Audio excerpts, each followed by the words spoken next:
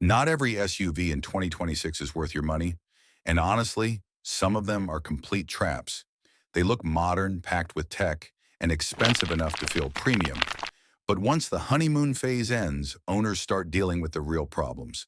Huge depreciation, reliability headaches, expensive maintenance, and disappointing ownership experiences. And the worst part? A lot of these SUVs are heavily marketed, which makes people believe they're getting something amazing when they're really overpaying. So in today's video, we're breaking down 10 SUVs that are simply not worth the money in 2026. Some of these might shock you. And if you're planning to buy an SUV soon, watch this video carefully because it could save you thousands of dollars and a lot of regret later. Also, comment below which SUV you almost bought recently. I'm curious to see what people are considering in 2026. And if you like honest car content without the dealership nonsense, hit that subscribe button because we post videos like this all the time. 10. Chevrolet Equinox, average in every way. The Chevrolet Equinox isn't necessarily terrible, but that's also the problem. In a market filled with strong competitors, being just okay is not enough anymore. The Equinox has decent styling and a reasonable price, but compared to rivals like the Honda CR-V and Toyota RAV4, it falls behind in long-term value and resale performance. Reports in 2026 continue showing weaker depreciation numbers compared to competitors, which means owners lose more money over time. That's a huge issue because depreciation is one of the biggest hidden costs of owning a vehicle. So while it may look affordable up front, it can end up costing more than expected in the long run. Would you rather buy an SUV with better long-term value even if it costs slightly more upfront? Let me know below. 9. Ford Edge, starting to feel outdated. 4 to 630. The Ford Edge used to make a lot more sense a few years ago, but in 2026, it's starting to feel outdated compared to newer competitors. The interior design feels older, fuel economy isn't impressive, and the resale value continues to slide. Some ownership reports also point to expensive maintenance concerns once the warranty period ends. SUVs like this become hard to recommend because you're paying modern SUV money for something that no longer feels modern. And in today's market, buyers expect more technology, better efficiency, and stronger reliability for the same price. So the real question is, would you buy a vehicle that already feels behind the competition before you even drive it off the lot? 8. Nissan Rogue. Reliability concerns still hurt it. The Nissan Rogue sells well, but popularity doesn't automatically mean it's worth the money. One of the biggest reasons people stay cautious about older and even recent Rogue models is the CVT transmission reputation. Reliability concerns surrounding CVTs continue affecting owner confidence and resale value in the used market. And that's the issue. When buyers don't fully trust long-term reliability, depreciation gets worse and ownership becomes riskier. The Rogue isn't the worst SUV out there, but compared to safer long-term choices from Toyota or Honda, it's difficult to justify spending similar money on it. So tell me honestly, does reliability matter more to you than features and styling? 7. Jeep Grand Cherokee. Expensive problems waiting to happen. The Jeep Grand Cherokee looks incredible. Rugged styling, premium interior, strong road presence. It's easy to understand why people love it. But ownership is where things get complicated.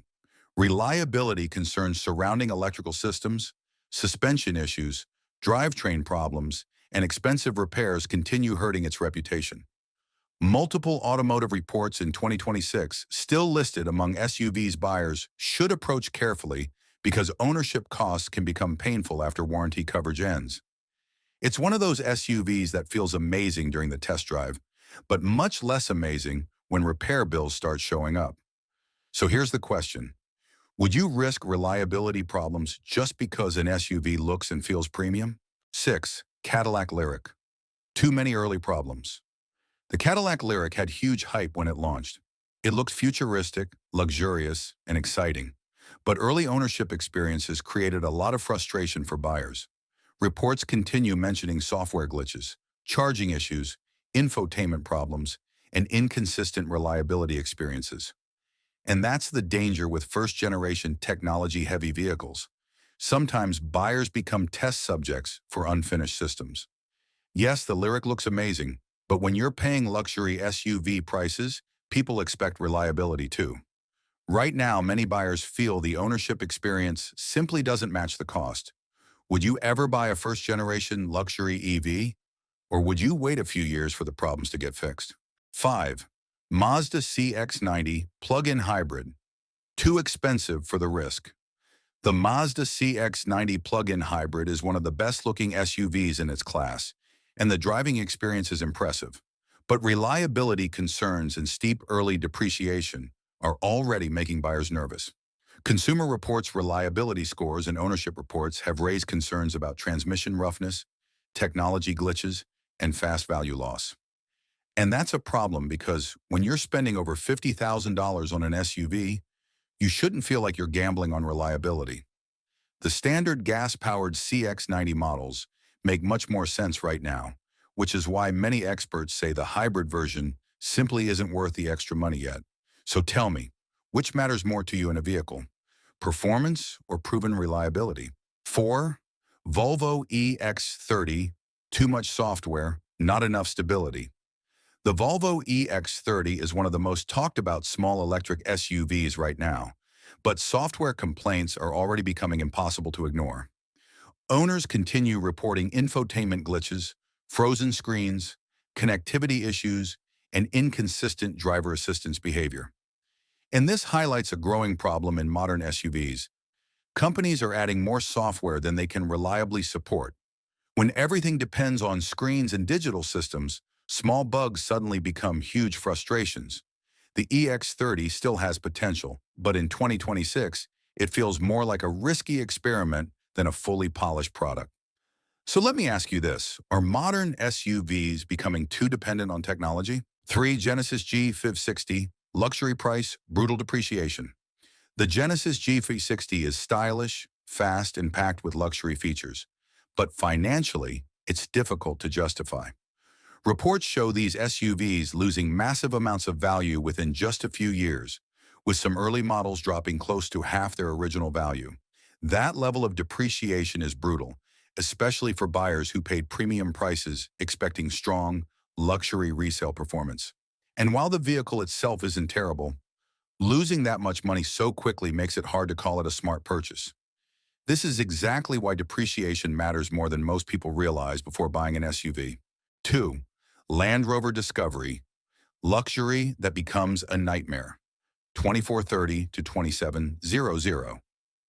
The Land Rover Discovery is one of those SUVs people dream about owning until they actually own one. Reliability studies and ownership reports continue criticizing the brand for expensive repairs, complex technology issues, and high maintenance costs. Some reports in 2026 still place the Discovery among the least reliable SUVs, with repair costs reaching shocking levels. And honestly, this is the perfect example of why luxury doesn't always equal quality. The badge feels premium, but the ownership experience often feels exhausting. So now I want your honest opinion. Would you rather own a flashy luxury SUV with problems or a boring, reliable SUV that never breaks down? 1. Jeep Wrangler, overpriced for what you actually get. At number 1, we have the Jeep Wrangler, and this might make some people angry. Yes, the Wrangler is iconic. Yes, it's fun off-road. But for most buyers in 2026, it's simply not worth the money. The ride quality is rough, interior comfort is weak compared to modern SUVs, fuel economy is poor, and reliability concerns continue frustrating owners. And the craziest part? Prices keep going up. For what many people actually use SUVs for, daily driving, commuting, road trips, there are far better choices available. The Wrangler only truly makes sense if you genuinely plan to use its off-road abilities regularly.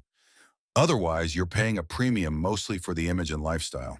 And honestly, that's not enough to justify the price for most people. At the end of the day, the most expensive SUV isn't always the best one, and the most popular SUV isn't always worth buying either. Smart buyers focus on reliability, resale value, ownership costs, and long-term satisfaction, not just hype or marketing, because once the excitement fades away, you're the one making the payments and dealing with the repairs. If this video helped you, Make sure to subscribe and turn on notifications because we post honest SUV content like this all the time. And before you leave, comment below, which SUV on this list shocked you the most?